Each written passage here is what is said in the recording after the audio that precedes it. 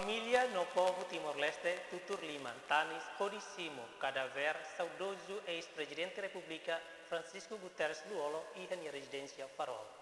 Observação Estel iha farol tersane banghira ambulância lori saudoso nia cadáver to iha nia residência família povo Timor-Wan tutur liman hakilar hodisimu saudoso nia cadáver tambah sira sente la kontebes aman diak ida.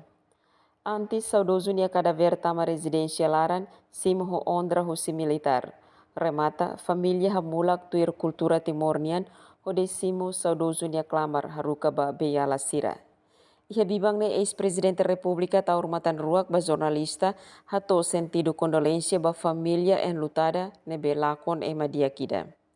Saudoso ex-presidente República no presidente Fretilin Francisco Guterres Luolo ninia cadáver to iha aeroporto internasional Nicolau Lobato Komoro iha lorong ruanulu resintolo fulan junho daderne.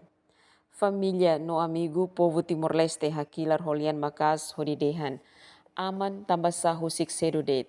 Tambah sa viagem ba Malaysia hameno katak bahalo tratamento bahodiak mai be ikus fila mai ho kareta metang no kaisau.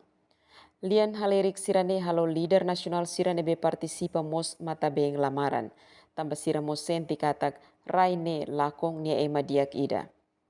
Ex-presidente República Luolo hakotu nia peregrinação e hospital Prince Court iha Kuala Lumpur hotinan hitunulu resing ida hafeng halau tratamento intensivo. Francisco Guterres Luolo moris iha osu munisipio Vikeke iha lorong hitu fulang setembro tinan rihun ida atau sia 50 resin had. Saudoso Francisco Guterres Luolo nudar declarador restauração independência RDTL nian. Presidente Parlamento Nasional iha tinan rihun rua atau tinan rihun rua hitu. Presidente República iha tinan rihun rua sanulu resing hitu atau tinan rihun rua nulu resin rua.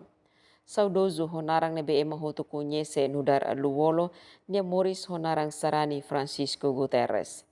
Saudoso Luolo kabeng Hosidalia Lopes Nobre Mozinho Guterres iha uang naing had. Francisco Sidalino, Eldino Nobre, Felicito Samora Guterres no Dalia Luliana Nobre Guterres. Emerenciana Pinto, STL News.